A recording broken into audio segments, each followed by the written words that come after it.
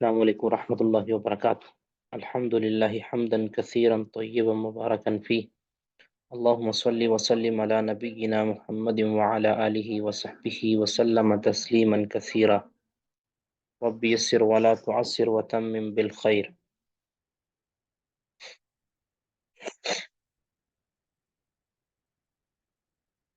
اللہم انفعنا بما علمتنا وعلمنا ما ينفعنا وزدنا علما۔ باب حکم المحاربین والمرتدین، محاربین اور مرتدین کا حکم۔ مرتدین جو دین سے پھر جائے۔ ارتداد ایک تو ہے کہ اسلام میں داخل ہو کر اس کا انکار کر دینا، سرے سے انکار کر دینا، اس کو کہتے ہیں ارتداد۔ ایک یہ ہے۔ دوسرا، وہ شخص بھی مرتد ہو جاتا ہے کہ جو اسلام کے کسی متفق علیہ امر کا انکار کرے بغیر تعویل کے، اور پھر اس کو اس پر یعنی اس معاملے کو پیش کیا جائے گا، اس کی نصوص اس کے سامنے واضح کی جائیں گی۔ اگر وہ اپنی انا پر اڑا رہے اور کسی ایسے ثابت شدہ معاملے کا انکار کر دے کہ جو کتاب و سنت کے اندر مسلمہ ہے، متفق علیہ ہے، تو سرے سے انکار کرنا اس کا اس کے مرتد ہونے کو لازم ہوگا۔ ایسا شخص واجب القتل ہے، اس کی سزا قتل ہے، لیکن اس حد کو نافذ کرنا جس طرح قطع سارق، اسی طرح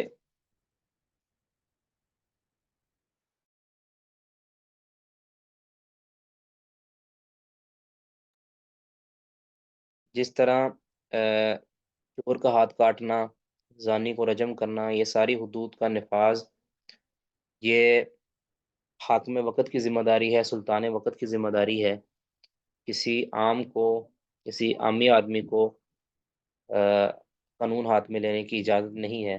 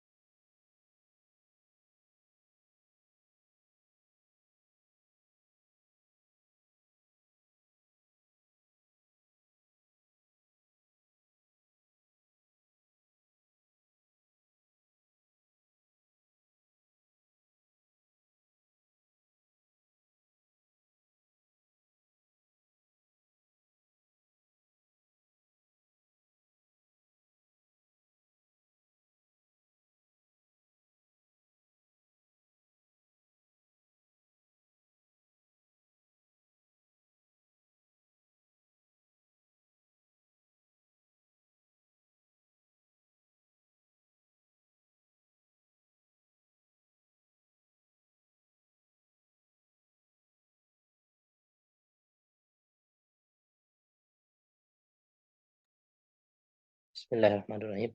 یہ جس طرح دیگر حدود کو نافذ کرنا یہ حاکم وقت اور سلطان وقت کا وظیفہ ہے، اسی طرح مرتد کو قتل کرنا، اس کے اوپر حد نافذ کرنا، یہ بھی سلطان وقت کا وظیفہ ہے۔ عامی آدمی کو قانون ہاتھ میں لینے کی اجازت نہیں ہے۔ اگر وہ قانون کو ہاتھ میں لیتا ہے تو وہ فساد فی الارض کا مرتکب قرار پائے گا، کیونکہ کئی بار ایسے ہوتا ہے کہ کسی کے الفاظ وہ ارتداد ظاہری طور پر ہوتے ہیں لیکن حقیقتاً وہ ارتداد نہیں ہوتے۔ ارتداد کا فتویٰ لگانا اور اس کے نتیجہ کے اندر کسی کو قتل کرنا یہ انتہائی محتاط معاملہ ہے۔ اگر کسی سے کوئی کلمہ کفر، کلمہ ارتداد سرزد ہوتا ہے تو اس کلمے کو علماء کی لجنہ کے سامنے پیش کیا جائے گا، وہ اس ملزم کو کٹہرے میں لائیں گے، اس سے باز پرس کریں گے، اس سے اس بارے میں ڈسکس کریں گے۔ اگر وہ ثابت ہو جائے اس کے بعد کہ واقعتاً اس کی مراد وہی تھی جو الفاظ کا ظاہر ہے، اور یہ تائب نہیں ہو رہا یا رجوع نہیں کر رہا، اس کے بعد پھر اس کے اوپر قتل کی جو ہے نا وہ سزا نافذ کی جاتی ہے، اور یہ سارا کام علماء کی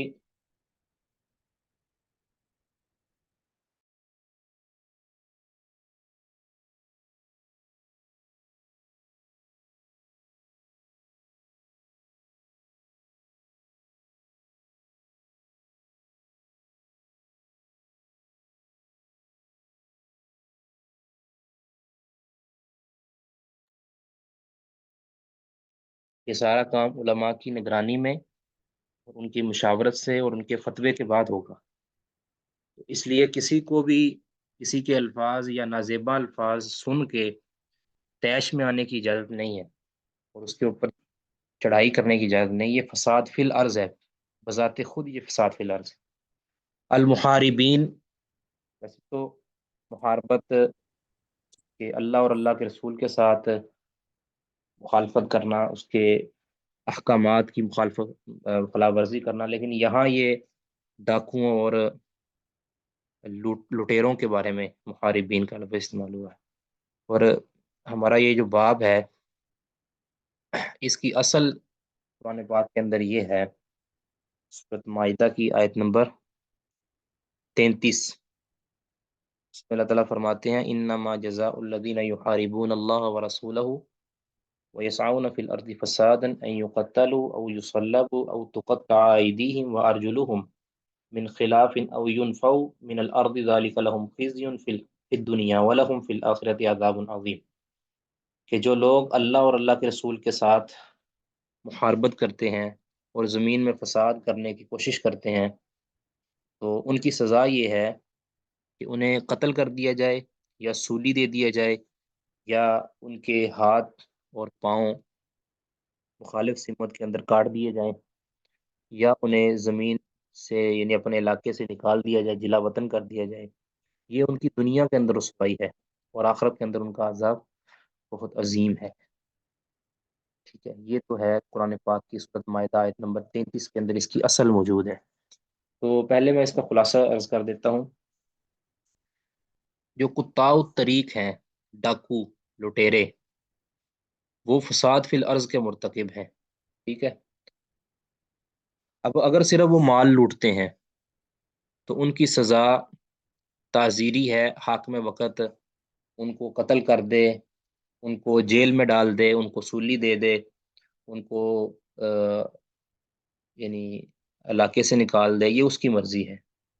لیکن اگر وہ مال لوٹنے کے ساتھ ساتھ بندے کو بھی قتل کرتے ہوں تو پھر ان کو قتل کرنا قصاصاً یہ ضروری ہے، ان کی سزا قتل ہے۔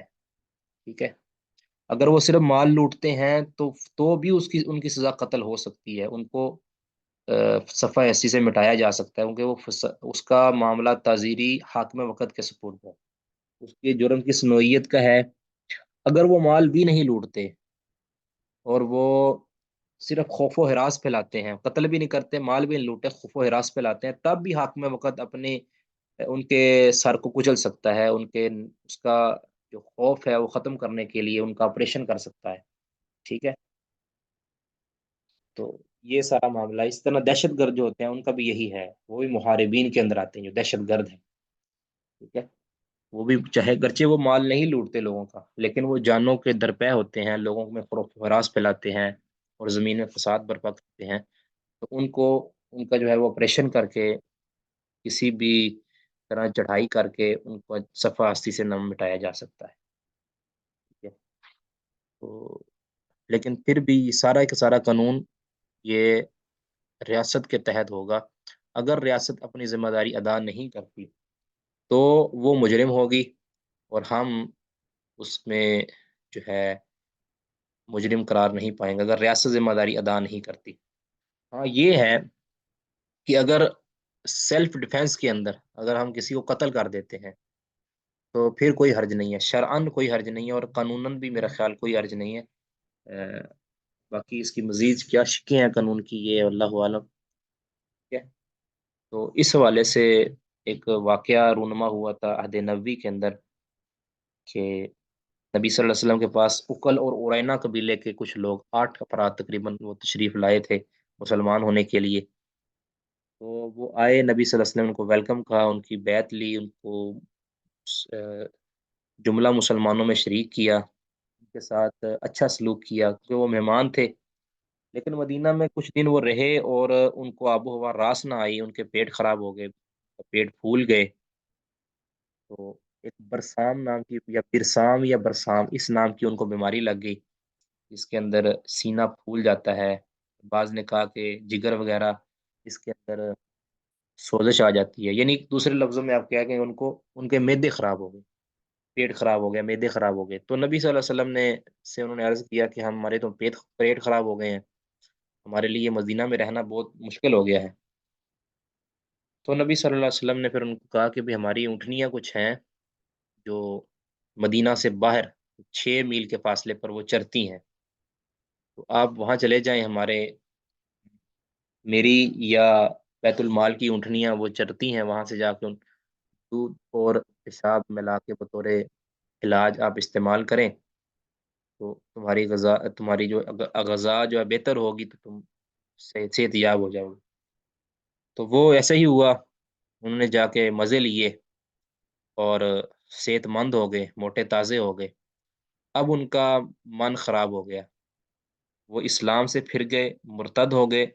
انہوں نے کیا کیا کہ نبی صلی اللہ علیہ وسلم کے جو چرواہے تھے، جو اونٹوں کے رکھوالے تھے، ان کو قتل کر دیا، اور بڑا ہی برے طریقے سے قتل کیا، ان کے ہاتھ پاؤں کاٹ دیے ان کو، یعنی بہت وحشت ناک ان کا انجام انہوں نے کیا۔ اور وہ مال لے کر، اونٹ لے کر، وہ کتنی ان کی تعداد تھی اونٹوں کی، یہ اللہ عالم، وہ بھاگ گئے۔ مدینہ تک خبر پہنچی کہ آپ کے چرواہوں کو قتل کر دیا گیا ہے، تو نبی صلی اللہ علیہ وسلم نے ان کے پیچھے 20 افراد بھیجے، 20 بندے بھیجے، تو ان لوگوں کو پکڑ لیا گیا۔ ان کو پکڑا گیا تو نبی صلی اللہ علیہ وسلم نے پھر ان کے ساتھ وہی سلوک کیا جس طرح انہوں نے نبی پاک صلی اللہ علیہ وسلم کے چرواہوں کے ساتھ سلوک کیا تھا۔ تو ان کو، ان کے ہاتھ پاؤں کاٹ دیے گئے، ان کو کہہ لیں کہ ان کی آنکھیں پھوڑ دی گئیں، آنکھوں میں سلائیاں ڈال دی گئیں، ان کو تپتی زمین کے اوپر دھوپ کے اندر پھینک دیا گیا، اور ان کو پانی بھی نہیں پوچھا گیا، اور وہیں وہ تڑپ تڑپ کے مار گئے۔ ٹھیک ہے، تو یہ انجام ہے ان لوگوں کا کہ جو محاربت کرتے ہیں، ڈاکو بنتے ہیں، ارتداد کرتے ہیں، ارتداد کا شکار ہوتے ہیں، یا کسی کے ساتھ کسی کو قتل کرتے ہیں۔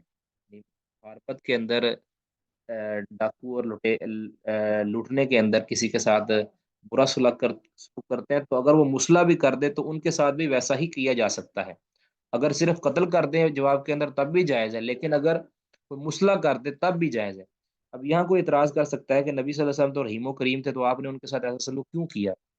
دراصل معاملہ اس قدر سنگین تھا کہ بات نبی صلی اللہ علیہ وسلم کی ذات کی نہیں تھی، بات تھی کہ ان کے ساتھ عبرت ناک انجام کی، کہ انہوں نے، نبی صلی اللہ علیہ وسلم نے باوجود اس کے کہ وہ مہمان تھے اور ان کی اتنی تکریم کی، ان کو اتنا پروٹوکول دیا، لیکن انہوں نے اس کا جواب یہ دیا کہ آپ آپ کے اکرام کی ذرا بھی پرواہ نہیں کی، اور آپ کے مال کو لوٹ کے لے گئے، اسلام کو کہہ لیں کہ تڑی لگا کے، اور ان کے رکھوالوں کو، مسلمانوں کے مال کے رکھوالوں کو مدینہ سے لوٹ کے لے جانے کی کوشش کی ہے۔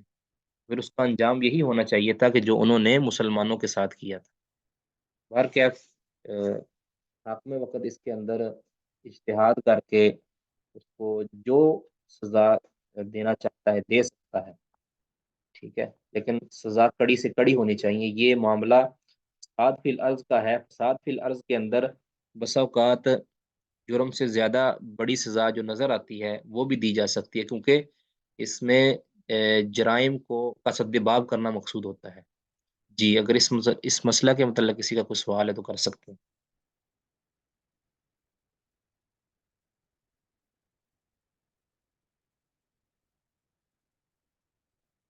جی کسی کا سوال نہیں؟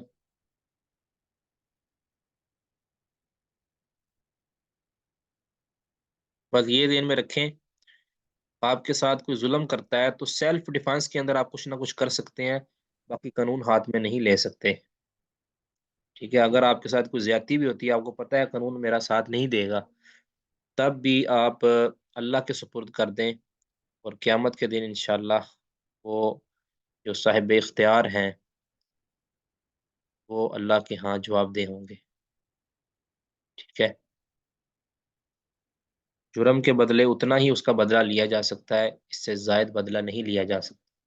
یہ نہ ہو کہ کسی کے بچے نے آپ کو نقصان پہنچایا ہو تو آپ اس کے خاندان کے کسی بندے کو نقصان پہنچا دیں، ایسا نہیں ہو سکتا۔ جی पढ़े जी, कौन पढ़ेंगे जी?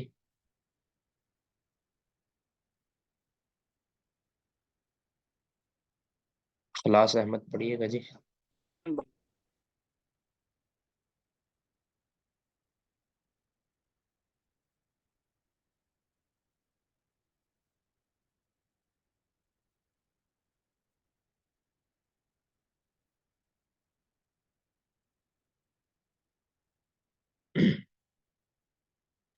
मोहम्मद आरिफ साहब पढ़िएगा जी।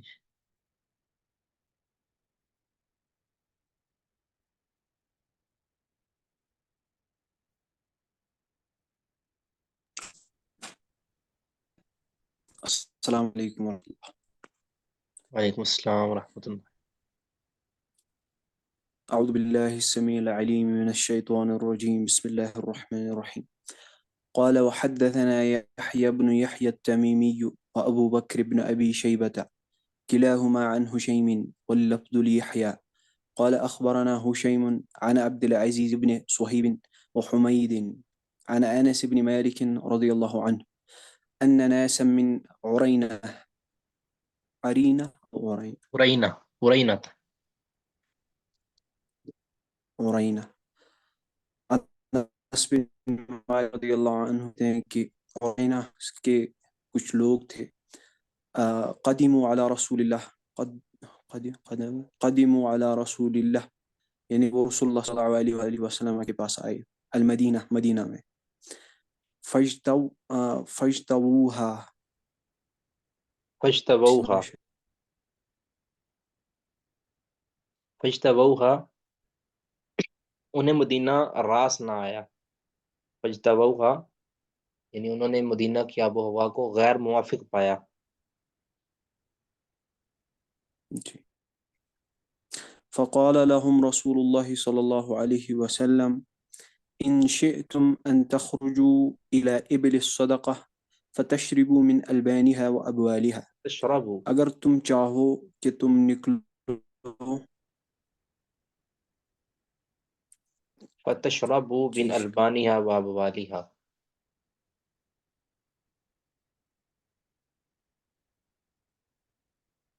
جی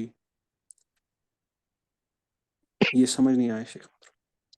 اگر تم چاہتے ہو، اگر تم مناسب سمجھو، انشے تم، اگر تم مناسب سمجھو، یعنی آپ نے علاج بتایا نا اس کا کہ تمہاری اس بیماری کا علاج یہ ہے، اگر تم مناسب سمجھو ان تخرجوا الی ابل صدقہ، کہ صدقہ والے اونٹوں کی طرف چلے جاؤ، یعنی وہ چرتے تھے نا چراگاہ کے اندر مدینہ سے باہر، وہاں تم نکل جاؤ۔ وتشربوا من البانیہا و ابوالیہا، اور پیو تم ان اونٹوں کے پیشابوں کو اور ان کے لبن، دودھ کو، دودھ اور پیشاب کو ملا کے پیو۔ یہ حدیث دلیل ہے کہ جو معقول اللحم جانور ہے ان کا پیشاب ناپاک نہیں ہے۔ باقی یہ جو پینے کی نبی صلی اللہ علیہ وسلم نے یعنی جو مشورہ دیا تھا، یہ حکمت کے تحت تھا، یعنی اگر کوئی ماہر حکیم ریکمینڈ کرے کہ فلاں چیز کا پیشاب اس بیماری کے لیے اکسیر ہے، تو کسی حلال جانور کا پیشاب استعمال کیا جا سکتا ہے، دودھ کے اندر ملا کے یا کسی چیز کے اندر ملا کے، لیکن بطور علاج ویسے پینا یہ درست نہیں ہے، یہ مضر صحت ہے ویسے پینا۔ لیکن اگر کوئی ماہر حکیم طبیب اس کو علاج کے اندر استعمال کرنا چاہتا ہے تو وہ کر سکتا ہے، کیونکہ یہ ناپاک نہیں ہے اور حرام نہیں ہے، ٹھیک ہے۔ بعض کہتے ہیں کہ یہ تمام معقول اللحم جانوروں کے ساتھ خاص ہے، بعض کہتے ہیں کہ نہیں، یہ صرف اونٹوں کے ساتھ خاص ہے۔ تو درست بات یہ ہے کہ معقول اللحم تمام جانور جتنے جن کا گوشت حلال ہے ان کا پیشاب بھی ناپاک نہیں ہے، ٹھیک ہے۔ حلال کا لفظ میں استعمال اس لیے نہیں کر رہا کہ یہ امر مجبوری ہے، ٹھیک ہے، حرام نہیں ہے، اور دوسرے لفظوں میں آپ کہیں کہ اس کو بطور علاج استعمال کیا جا سکتا ہے۔ اس طرح اگر کپڑوں کو لگ جاتا ہے حلال جانوروں کا پیشاب، کپڑے ناپاک نہیں ہوتے، گندے ہو سکتے ہیں لیکن ناپاک نہیں ہوتے، ٹھیک ہے۔ اس کے اوپر علماء نے تبویب بندی کی ہے، اور اس پر اور بھی کئی ساری احادیث ہے جس میں معقول اللہ جانوروں کے پیشاب کے پاک ہونے کی دلیل ہے۔ ففعلوا، تو انہوں نے ایسا ہی کیا، یعنی وہاں گئے، جا کر پیشاب اور جو دودھ تھا اس کو ملا کے پیا، تو فصحو، تو وہ تندرست ہو گئے، صحت مند ہو گئے۔ ثم مالو علی الرعاتی، پھر انہوں نے حملہ دھاوا بول دیا، علی الرعاتی، چرواہوں پر، ٹھیک ہے۔ اور ایک روایت کے اندر آگے آتا ہے کہ علی الراعی، کہ ایک چرواہا تھا، اور اس میں ہے کہ روات زیادہ چرواہے ہیں، تو درست یہ ہے کہ چرواہے زیادہ تھے، تو اس میں ایک چرواہا نبی صلی اللہ علیہ وسلم کا تھا، کچھ چرواہے جو صدقے والے اونٹ تھے ان کا تھے، ٹھیک ہے۔ ایک دو ہو سکتے ہیں یا تین ہو سکتے ہیں، تو ایک چرواہا تو نبی صلی اللہ علیہ وسلم کا تھا، جس میں نبی صلی اللہ علیہ وسلم کے خالد جو آپ صلی اللہ علیہ وسلم کی ملکیت تھے وہ اونٹ چر رہے تھے، اور ساتھ ہی صدقے والے اونٹ جو تھے، جو بیت المال کے اونٹ تھے، وہ بھی چر رہے تھے، تو انہوں نے سب کو قتل کر دیا، اس چرواہے کو بھی قتل کر دیا جو نبی صلی اللہ علیہ وسلم کے اونٹوں کو چرا رہا تھا، اور دوسرے کو بھی، یا تیسرے کو بھی قتل کر دیا کہ جو صدقے کے اونٹوں کو چرا رہا تھا۔ ثم مالو علی الرعاتی، پھر وہ حملہ آور ہوئے یا مائل ہوئے چرواہوں پر، فقتلوہم، انہیں قتل کر دیا، یعنی یہ 8 بندے تھے، 8 بندوں نے ان چرواہوں کو قتل کر دیا۔ ورتدوا عن الاسلام، اور اسلام سے پھر گئے، اسلام چھوڑ دیا۔ وساقوا ذود رسول اللہ صلی اللہ علیہ وسلم، اور وہ ہانک کر لے گئے نبی صلی اللہ علیہ وسلم کے اونٹوں کو بھی، نبی صلی اللہ علیہ وسلم کے ریوڑ کو بھی وہ ہانک کر لے گئے۔ ذودہ رسول اللہ، یہ اونٹوں کے اوپر یہ جمع کے لیے بولا جاتا ہے۔ فبلغ ذلك النبی صلی اللہ علیہ وسلم، تو یہ خبر نبی صلی اللہ علیہ وسلم تک پہنچی۔ فبلغ ذلك النبی صلی اللہ علیہ وسلم، یہ بات نبی صلی اللہ علیہ وسلم تک پہنچی۔ فبعث فی اثرہم، تو نبی صلی اللہ علیہ وسلم نے ان کے پیچھے بندے بھیجے، ان کے پیچھے بھیجا، یعنی آگے روایت میں آتا ہے 20 یعنی 20 بندے نبی صلی اللہ علیہ وسلم نے ان کے پیچھے بھیجے۔ فأتی بہم، ان کو لایا گیا، یعنی ان کو پکڑ کے لایا گیا، کافی دور تک چلے گئے تھے، تو ظاہر ہے ایک اونٹوں کو تیز دوڑایا نہیں جا سکتا، نبی صلی اللہ علیہ وسلم نے ان کے پیچھے جو بندے تھے وہ گھڑ سوار بھیجے ہوں گے، تو ان کو پکڑ لیا گیا، ان کو لایا گیا۔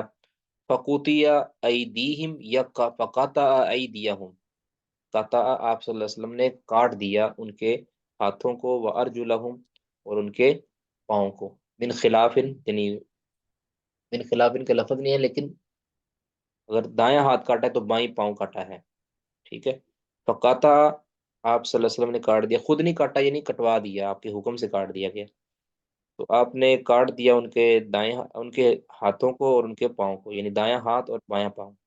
وَسَامَلَ أَعْيُنَهُمْ، اور ان کی آنکھوں کو پھوڑ دیا، یا آنکھوں میں سلائیاں ڈال دی، گرم سلائیاں، ٹھیک ہے، یا ویسے سلائیاں ان کی آنکھوں کے اندر مار دی گئی، ان کی آنکھوں کو پھوڑ دیا گیا۔ وَتَرَكَهُمْ فِي الْحَرَّةِ، اور انہیں پھینک دیا چٹیل میدان میں، پتھریلے میدان کے اندر، جس میں کالا پتھر اور یعنی چٹیل گرم، حتیٰ ماتو، حتیٰ کہ وہ وہی مار گئے، ان کو سرے سے قتل نہیں کیا، بلکہ ان کا ہاتھ پاؤں کاٹ دیے، ان کو اذیت ناک سزا دی گئی۔ اور آگے روایتوں میں یہ بھی آتا ہے کہ دیگر روایتوں میں کہ ان کے ساتھ یہ سلوک اس لیے کیا تھا کہ انہوں نے بھی رائی، یعنی روات کے ساتھ یہی سلوک کیا تھا، ان کے ساتھ بھی اسی طرح ہی معاملہ کیا تھا، انہیں بھی جو ہے وہ مار کے قتل کر کے پھینک دیا گیا تھا۔ جی سمجھ آ گئی؟ اس حدیث کے متعلق کسی سوال ہے تو کر سکتے ہیں۔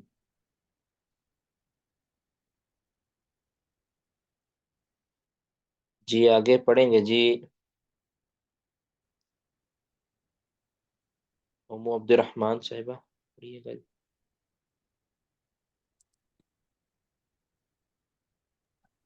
بسم الله الرحمن الرحيم. قال حدثنا أبو جعفر محمد بن الصباح وأبو بكر بن أبي شيبة، واللفظ لأبي بكر. قال حدثنا ابن علية عن حجاج بن أبي عثمان قال حدثني أبو رجاء مولى أبي ابو رجاء، قلابة جی عن مولا، أبي قلابة أبو رجاء قال حد أنس أن نفر من أن نفرا عكل أن نفرا من أكل أن نفرا من عقل الثمانية ثمانية أن بشك أن نفرا نفرا جمع أن نفرا من أكل ثمانية उकल कबीले से 8 बंदे उकल कबीले के। अब बाज रवायतों में आता है उरैना कबीला, बाज में आता है सिर्फ उकल कबीला, बाज में आता है उरैना या उकल कबीला, बाज में आता है कि उरैना और उकल दोनों। तो दुरुस्त बात यह है कि ये 8 बंदे दोनों कबीलों के थे, उरैना और उकल। ठीक है, उकल कबीला और उरैना कबीला दोनों के 8 बंदे थे। तो किसी हदीस के अंदर उकल की तरफ निस्बत कर दी गई, किसी में उरैना की तरफ निस्बत कर दी गई, किसी के अंदर दोनों को अऊ के लफ्ज के साथ जिक्र कर दिया, किसी के अंदर उरैना और उकल दोनों कबीलों को जमा करके जिक्र कर दिया। तो ये 8 बंदे कादिमु अला रसूलिल्लाह सल्लल्लाहु अलैहि वसल्लम, रसूलुल्लाह सल्लल्लाहु अलैहि वसल्लम के पास तशरीफ लाए। ठीक है, तशरीफ नहीं लाए, आए। फबायऊहु, उन्होंने रसूलुल्लाह सल्लल्लाहु अलैहि वसल्लम से बैत की, अलल इस्लामी, इस्लाम पर, यानी इस्लाम कबूल किया। फस्तौखमु फस्तौखमुल अर्ज़, उन्होंने नामुवाफिक पाया अल अर्ज़, जमीन को, यानी मदीना की जमीन को उन्होंने नामुवाफिक पाया। अब हवा का असर होता है, आप जानते हैं। तो वसाकुमत अजसामुहुम, और उनके जिस्म बीमार हो गए। ठीक है, दूसरी रिवायत में उनका पेट खराब हो गया, पेट फूल गए, हाजमा खराब हो गया। और ज़ाहिर है जब हाजमा खराब हो जाए तो बंदे के जिस्म में जान नहीं रहती। और फस्तौखमुल अर्ज़, उन्होंने ज़मीन को नामुवाफिक पाया और उनके जिस्म बीमार हो गए। फशकऊ ज़ालिका इला रसूलिल्लाहि सल्लल्लाहु अलैहि वसल्लम, तो इस बात की शिकायत उन्होंने रसूलुल्लाह सल्लल्लाहु अलैहि वसल्लम के गोशगुजार की। फ़क़ाला, तो आपने फरमाया, अला तखरुजूना मआ राईना फी इबिलिही, क्या तुम निकल नहीं जाते, यानी चले नहीं जाते तुम, मआ राईना, हमारे चरवाहे के साथ, फी इबिलिही, उसके ऊँटों में, फतुसीबूना मिन अबवालिहा व अलबानिहा, और तुम तनावल करो उन ऊँटों के पेशाब और दूध, ठीक है, मिला के तुम पियो। तुम ऐसा कर नहीं लेते, यानी आप सल्लल्लाहु अलैहि वसल्लम ने उनको एक सजेस्ट किया कि आप ऐसा कर लें। फ़क़ालू, उन्होंने कहा, भला क्यों नहीं, हम ऐसा ही करते हैं। फ़ख़रजू वशरिबू मिन अबवालिहा व अलबानिहा, वो गए, उन्होंने ऊँटों का पेशाब और ऊँटों का दूध पिया। फसहू, और वो तंदुरुस्त हो गए। फ़क़तलुर राइया, उन्होंने चरवाहे को कत्ल कर दिया। अब यहाँ चरवाहा एक है और उधर है रुआत, चरवाहों को कत्ल कर दिया। तो यहाँ रसूलुल्लाह सल्लल्लाहु अलैहि वसल्लम का अपना चरवाहा, ठीक है, एक चरवाहे का जिक्र कर दिया, और उधर है ज्यादा चरवाहों का जिक्र। व तौरदुल इबिला, और उन्होंने ऊँटों को हाँक लिया और ऊँटों को लेकर चले गए। ठीक है, तौरदुल इबिला, ऊँटों को हाँक कर वो ले गए, निकाल के ले गए वहां से। फबलग ज़ालिका रसूलुल्लाह सल्लल्लाहु अलैहि वसल्लम, तो ये बात रसूलुल्लाह सल्लल्लाहु अलैहि वसल्लम के पास पहुंची। फबअस फी आसारिहिम, तो नबी सल्लल्लाहु अलैहि वसल्लम ने उनके पीछे भेजा, या लोगों को भेजा पकड़ने के लिए। फउदरिकू, तो उनको पकड़ लिया गया। फउदरिकू, उनको पा लिया गया, पकड़ लिया गया, वो पकड़ लिए गए। फजी अबिहिम, उनको लाया गया। ठीक है, उमिरा बिहिम या अमरा बिहिम, आप सल्लल्लाहु अलैहि वसल्लम ने उनके बारे में हुक्म दिया, या उमिरा बिहिम, उनके बारे में हुक्म दिया गया। फ़क़ुतिअत ऐदीहिम, और उनके हाथों को काट दिया गया। व अर्जुलुहुम, और उनके पाँव को काट दिया गया। मिन खिलाफिन, यानी यहाँ नहीं है लफ्ज़, लेकिन मिन खिलाफिन। व सुमिरा आयुनुहुम, और उनकी आंखों को फोड़ दिया गया, या आंखों में सलाइयाँ डाल दी गई। सुम्मा नुबिज़ु फिश्शम्सी, फिर उनको फेंक दिया गया, फिश्शम्सी, धूप में, फिर उनको धूप में, तपती तपती धूप के अंदर, तपती दोपहर के अंदर उनको फेंक दिया गया। हत्ता मातू, यानी तब तक फेंके रखा यहाँ तक कि वो मर गए। काल इब्न सबाह फी रिवायती, और इब्न सबाह की रिवायत के अंदर क्या अल्फाज है, वतरदुन नामा, उन्होंने ऊँटों को हाँक लिया, ले गए। وقال، اور اس میں یہ الفاظ بھی ہیں ابن الصبا کے الفاظ، وسامورت اعینہم، سامورا کی بجائے سامورت اعینہم، اور ان کی وسمرت اعینہم، سمرت اعینہم، اور ان کی آنکھوں کو توڑ دیا گیا. جی سوال نہیں آپ کے ذہن میں اس والے سے؟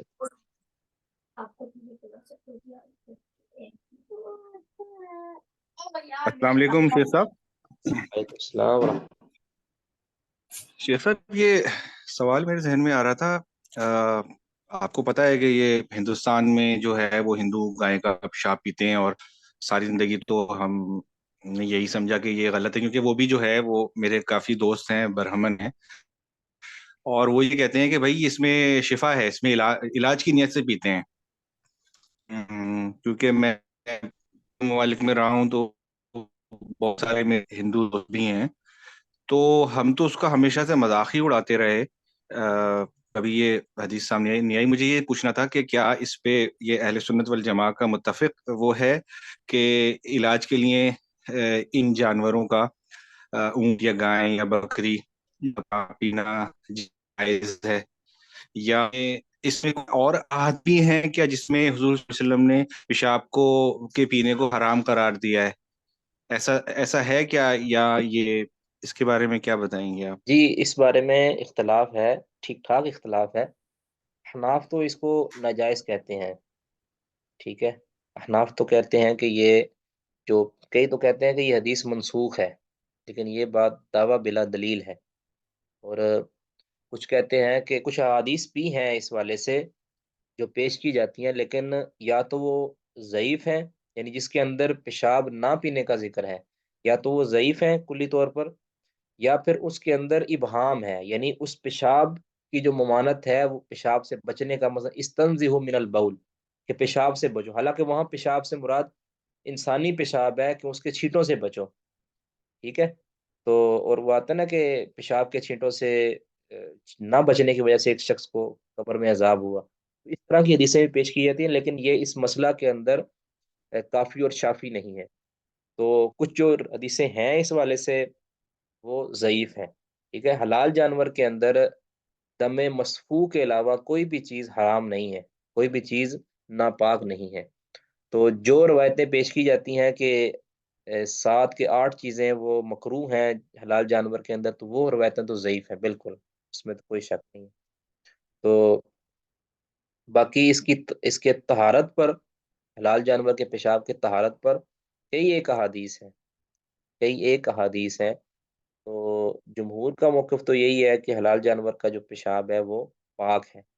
باقی اب رہا مسئلہ کہ ہندو جو گاؤ موتر کہتے ہیں، میرا خیال وہ گاؤ موتر وہ جو پیتے ہیں، وہ اس لیے نہیں پیتے، وہ اس کو ایک تو کہتے ہیں نا کہ یہ علاج کے طور پر نہیں پیتے صرف، وہ کہتے ہیں کہ یہ ہماری ماں ہے، ماتا ہے، اور وہ اس سے بطور تبرک بھی پیتے ہیں، وہ تبرکن بھی پیتے ہیں، اور اس سے پتہ نہیں اور کیا کچھ کرتے ہیں، اس کو اپنے جسم پر ملتے ہیں اور اس کو پیتے ہیں. ایک تو ہے کہ صرف پینا، جسم پر ملنے سے کیا ہوتا ہے؟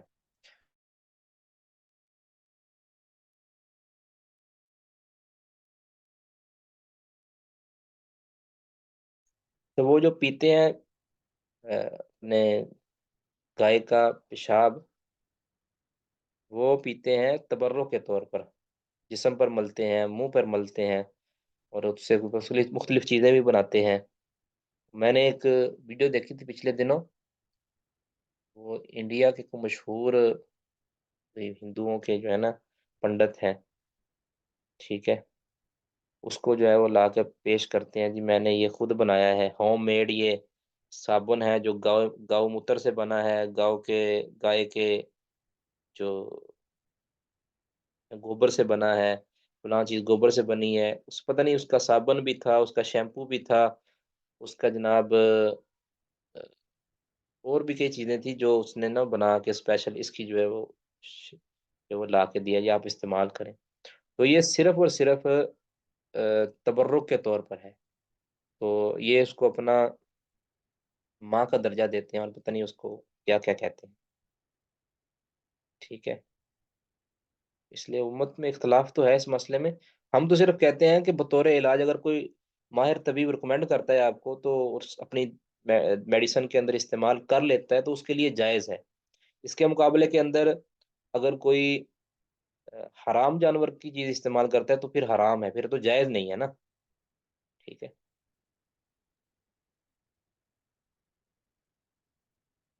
ٹھیک ہے نا. یہ چیز جتنی بھی چیزیں ہیں جس کو ہم حرام مانتے ہیں، وہ اس لیے حرام مانتے ہیں کہ رسول اللہ صلی اللہ علیہ وسلم نے اس کو یا اللہ تعالیٰ نے اس کو حرام قرار دیا ہے. ہم اس کو اپنی طبیعت اور اپنی طبع کے مطابق تو حرام یا حلال نہیں قرار دیتے. ہاں، اگر کسی چیز کو ہماری طبع پر جو نارسا گزرتی ہے اس کو ہم طبعاً پسند نہیں کرتے، جس طرح کوئی بندہ سبزی کوئی نہیں کھاتا تو پھر وہ نہ کھائے، لیکن اس کو حلال تو جانے نا. اس طرح اگر کوئی علاج کے اندر اس چیز کو استعمال نہیں کرنا چاہتا اور اس کو پسند نہیں ہے تو نہ کرے. اور بالکل مثلا میری طبیعت تو یہ ہے کہ میں قطعاً کبھی بھی کسی حلال جانور کا پیشاب ڈاکٹر کے ریکمینڈ کرنے سے بھی استعمال نہیں کر سکتا. نہیں، اپنی اپنی طبیعت ہے نا. لیکن میں اس کو حرام تو نہیں کہہ سکتا نا، کیونکہ رسول اللہ صلی اللہ علیہ وسلم نے یہ استعمال کروایا ہے. ٹھیک ہے، کچھ جو ہے نا وہ شرع کے کچھ احکام ہوتے ہیں، وہ اس کا حکم تو کلی ہوتا ہے، لیکن اگر کوئی اس کے اندر یعنی طبی طور پر اس پر عمل نہ کرنا چاہے تو پھر اس کے اوپر کوئی قدغن نہیں لگتی. ٹھیک ہے، کئی ایسی چیزیں ہیں کہ جو شرعن جائز یا پاک اور طاہر ہیں، لیکن انسان یا کچھ طبیعتیں ایسی ہیں کہ جو اس کو قبول نہیں کرتی، یا کچھ علاقوں کے اندر کچھ لوگوں کی طبیعتیں قبول نہیں کرتی، دوسرے علاقوں کی طبیعتیں اس کو قبول کر لیتی ہیں. ٹھیک ہے، تو کیونکہ اسلام نے ہر ایک کا دھیان رکھا ہے، ہر ایک کا لحاظ رکھا ہے. تو اب دیکھیں اس دور کے اندر نبی صلی اللہ علیہ وسلم نے جب یہ حکم دیا تھا نا، تو وہ نو مسلم لوگ، حالانکہ وہ بھی تو جب نیا نیا مسلمان ہوتا ہے تو اس کے اندر کچھ اور طرح کا جنون ہوتا ہے، وہ بہت ہی نازک طبیعت کا ہوتا ہے. تو انہوں نے بالکل بھی یہ نہیں کہا کہ اللہ کے رسول ہم ایسا نہیں کر سکتے، ہماری طبیعتیں نہیں مانتی. یہ طبیعتوں کے موافق تھا یہ، اور ان کو یہ شاید طریقہ علاج بھی ہو اس دور کے اندر، ممکن ہے، اس لیے رسول اللہ صلی اللہ علیہ وسلم نے ان کو کہا. تو ان کے ذہن میں شاید طریقہ علاج یہ ہوگا، اس لیے انہوں نے فوراً قبول کر لیا. ٹھیک ہے، تو اللہ عالم بالصواب. جی،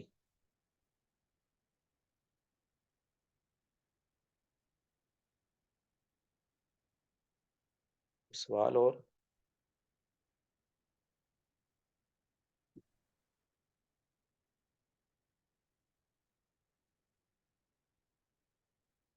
جی،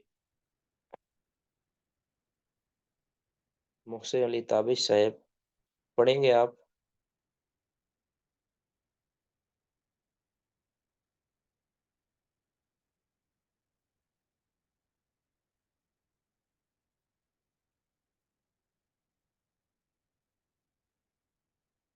تاجور صاحب پڑھیں آپ.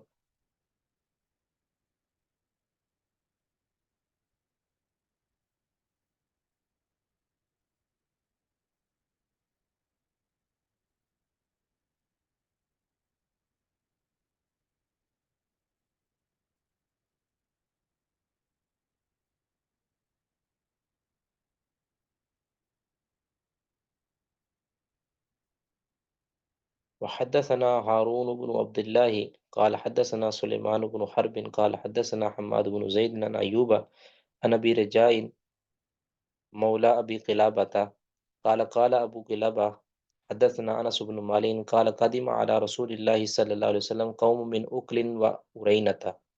رسول اللہ صلی اللہ علیہ وسلم کے پاس اکل اور ارینا قبیلہ کی کچھ لوگ آئے. قوم لوگ یعنی 8 لوگ جو پیچھے ذکر ہو گیا. فجتبوا المدینہ تھا، انہوں نے مدینہ کو ناموافق پایا. فامر لهم رسول اللہ صلی اللہ علیہ وسلم بلقاہ، رسول اللہ صلی اللہ علیہ وسلم نے ان کے لیے اونٹنیوں کا حکم دیا، یعنی اونٹنیوں کا دودھ اور پیشاب پینے کا حکم دیا. وامرهم، اور ان کو حکم دیا کہ ان یشربوا ابوالیہ والبانیہ، کہ ان کا پیشاب اور ان کے دودھ ملا کر پئیں. بمعنی حدیث حجاج بن ابی عثمان، یہ ساری حدیث حجاج بن ابی عثمان کی حدیث کے موافق ہے. کالا وسمرت اعینہم، اور ان کی آنکھوں کو پھوڑ دیا گیا یا ان کی آنکھوں میں سلائیاں ڈال دی گئیں. وَأُلْقُوا فِي الْحَرَّةِ، اور ان کو ڈال دیا گیا، پھینک دیا گیا. القو پھینک دیے گئے وہ فی الحرتی چٹیل میدان میں، یستسقون فلا یسقون، وہ پانی مانگ رہے تھے تو ان کو پانی بھی نہیں دیا گیا، کیونکہ انہوں نے ایسا ہی کیا تھا چرواہوں کے ساتھ بھی۔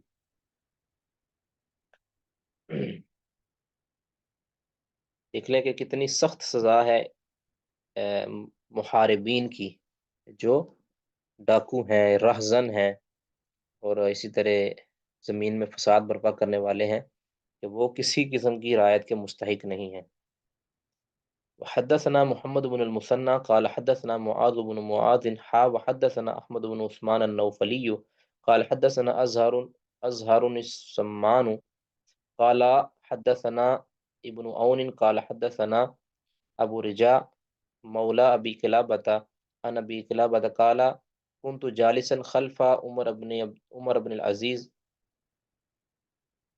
عمر بن عبد العزیز، میں عمر بن عبد العزیز کے پیچھے بیٹھا تھا، فقال للناس، انہوں نے لوگوں سے فرمایا، ما تقولون فی القسامہ، تم لوگ قسامہ کے بارے میں کیا کہتے ہو؟ فقال انبسا، انبسا کہتے ہیں، قسامہ کے بارے میں پیچھے ہم نے ذکر کر دیا نا۔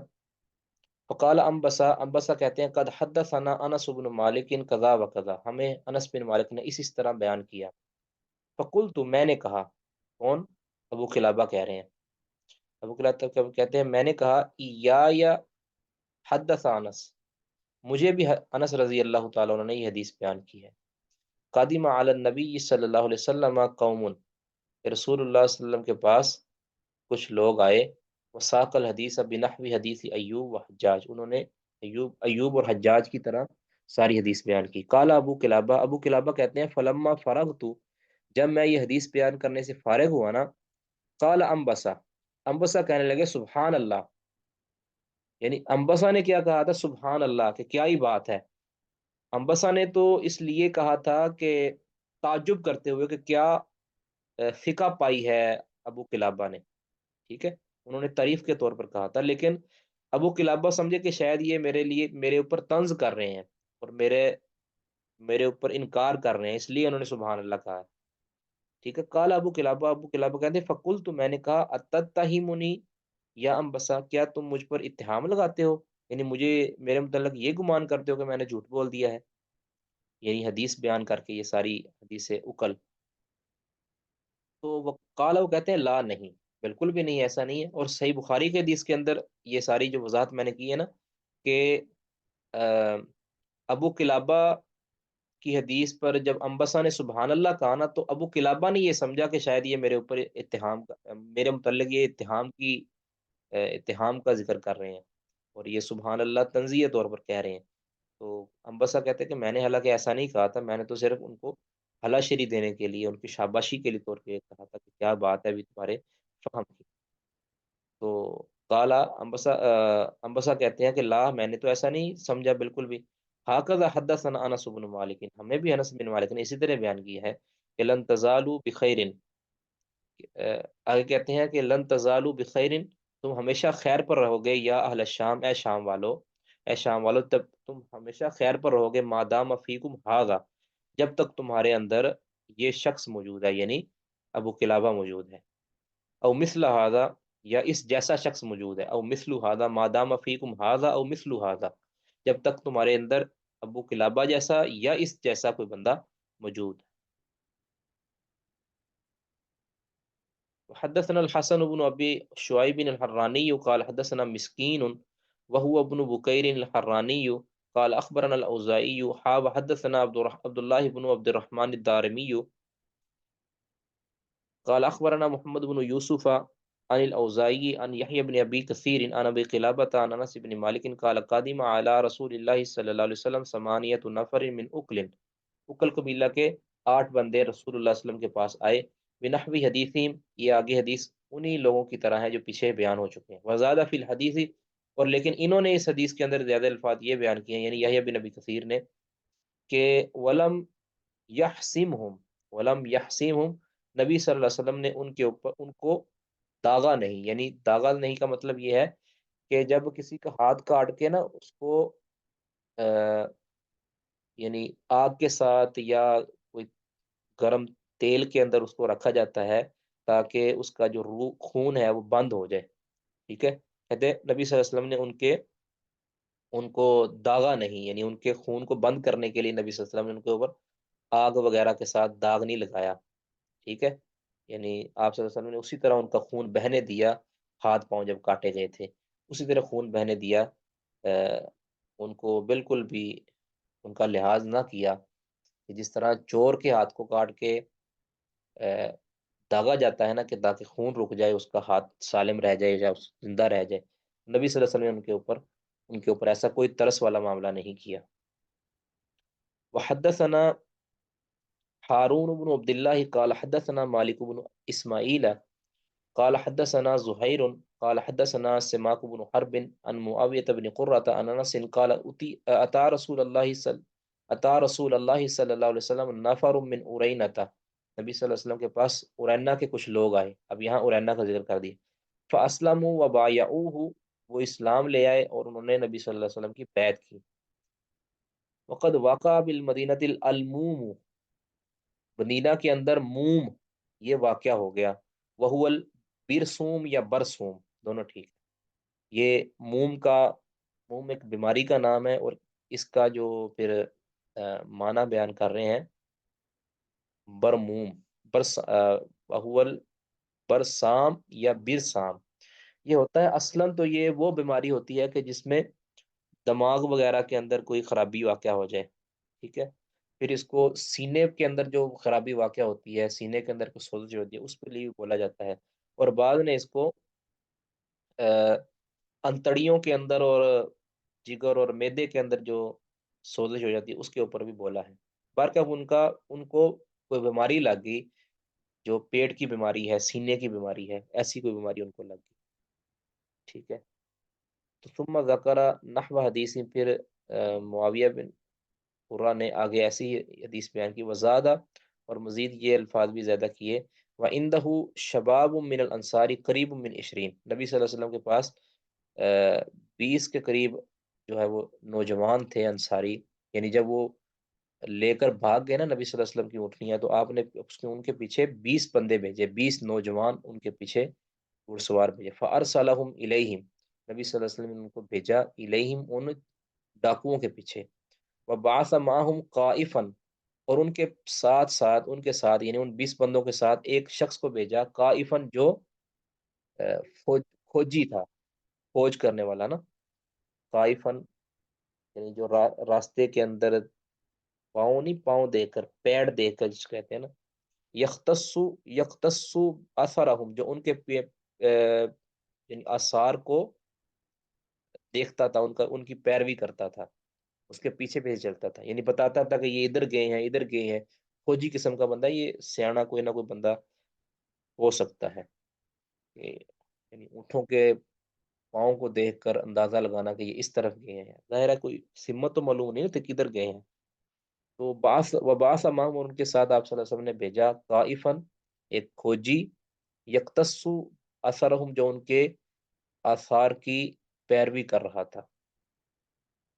اس سے معلوم ہوا کہ یہ جو کھوجی وغیرہ ہے ان کی مدد لی جا سکتی ہے. اور اگر اس کی کوئی حقیقت ہے، میں یہ مشروط کر رہا ہوں، اگر حقیقت ہے اس کی، یہ بعض لوگ کتوں کے ذریعے بھی یہ چیز معلوم کرتے ہیں. اگر اس کی کوئی حقیقت ہے، اولا تو میرے علم کے مطابق اس کی کوئی حقیقت نہیں ہے. اگر حقیقت ہے پھر اس کی بھی مدد لی جا سکتی ہے، لیکن صرف مدد لی جا سکتی ہے، اس کی بنیاد پر کسی کو چور یا ڈاکو قرار دے دینا صرف اس کی بنیاد پر، یہ درست نہیں. حدثنا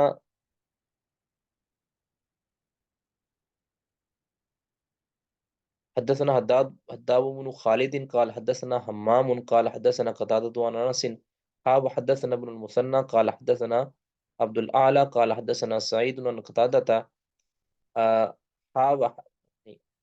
قتادة عن انس. وفي حديث حمام قدم على النبي صلی اللہ علیہ وسلم راحت من ارینا کا ایک لشکر یعنی جو 8 افراد پر مشتمل تھا وہ آیا. وفی حدیث سعید کی حدیث کے اندر، یعنی سعید بن ابی عروبہ کی حدیث کے اندر یہ الفاظ ہیں من اکل و ارینتا بنحو حدیث، آگے ساری ان کی حدیث کی طرح ہے. وحدثني الفضل بن سهل الأعرج قال حدثنا يحيى بن غيلان قال حدثنا يزيد عن سليمان التيمي عن أنس قال إنما سمل النبي صلی اللہ علیہ وسلم أعين أولئك.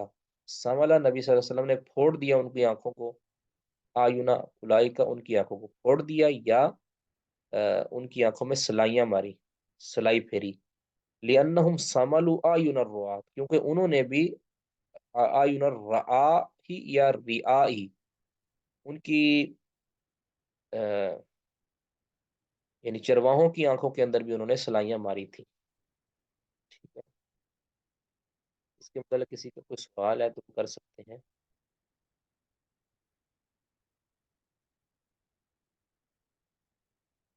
اچھا، کلاس کے اندر حاضر کون کون ہے ویسے؟ ذرا کومنٹ کے اندر بتائیے گا کون کون حاضر ہے.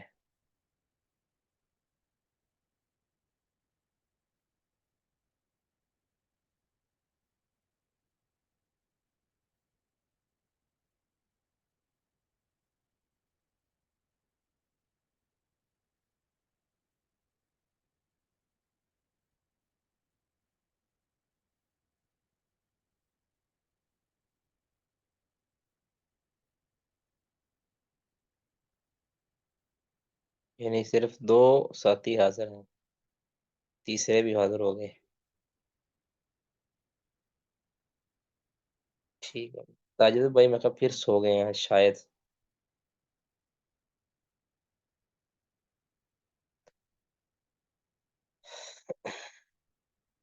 جی چلیں پھر، اب مکمل ہو گیا ہے. سبحانہ، کچھ کس نے سوال کرنا ہے تو اس متعلق کر سکتے ہیں.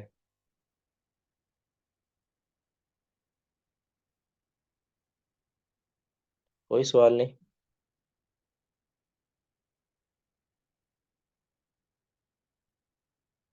چلیں ٹھیک ہے پھر. سبحانک اللہم و بحمدک، اشہد ان لا الہ الا انت، استغفرک و اتوب الیک.